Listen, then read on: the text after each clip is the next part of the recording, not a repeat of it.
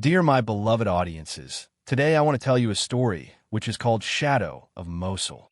In the ancient city of Mosul, where stone walls still bore scars of war and silence lingered longer than birdsong, lived a stray dog known simply as Shadow. No one knew where he came from. Some said he had been born during the final days of the fighting, when tanks still rolled through the streets. Others believed he had belonged to a soldier who never returned. Whatever the truth, Shadow had become a quiet fixture of the old city, never barking, never begging, just watching. His fur was dusty black, like the soot-stained walls of the old mosques.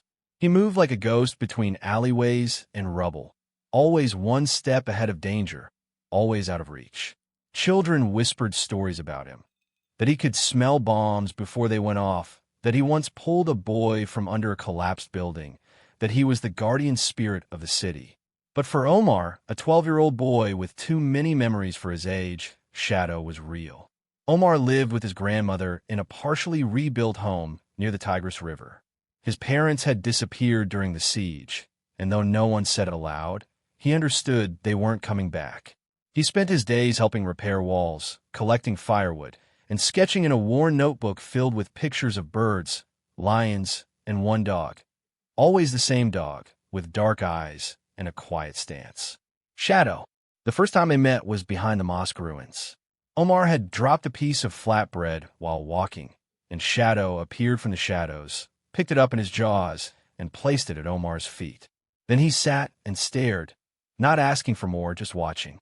Omar blinked. "You don't want to eat it?" The dog tilted his head. From that day, they became unlikely friends. Shadow never came into the house, but he waited for Omar each morning. He followed him at a distance to the school tent, waited until lessons were over, then padded behind him as he walked to the market or the well. If other dogs barked, Shadow simply stood his ground. They always backed away. "He's not just a dog," Omar told his grandmother one evening. "He listens. He understands." His grandmother smiled, but said nothing. Her eyes had seen too much to dismiss such things.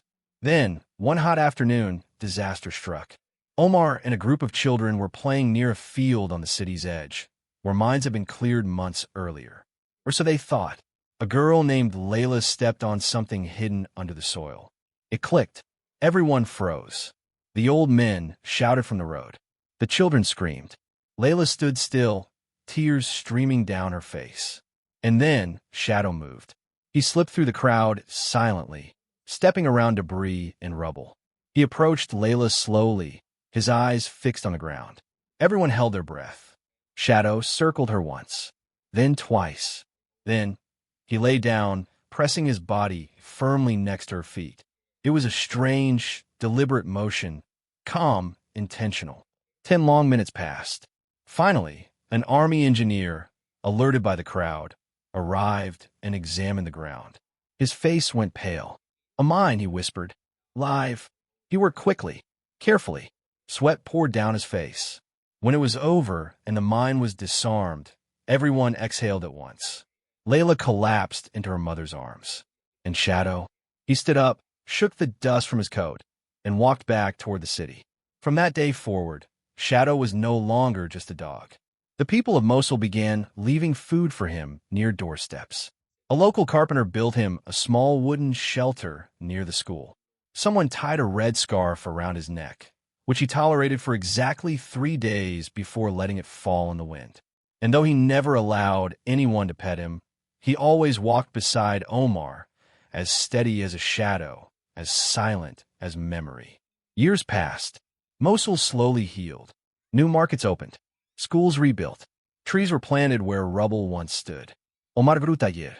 His drawings became sharper, more hopeful.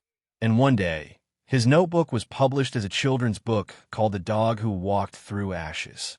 On the final page, there was a drawing of Shadow, alone on a bridge, watching the sunrise. No one knows when Shadow disappeared. One morning, he simply wasn't there.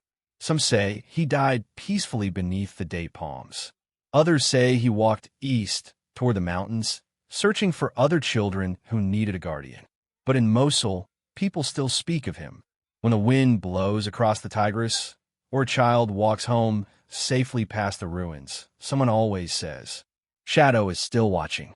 If you like this video, please leave a like and a subscribe. It will really help our channel grow. But if you don't like it, then just skip it and don't forget to check out our other videos. Thank you very much and goodbye.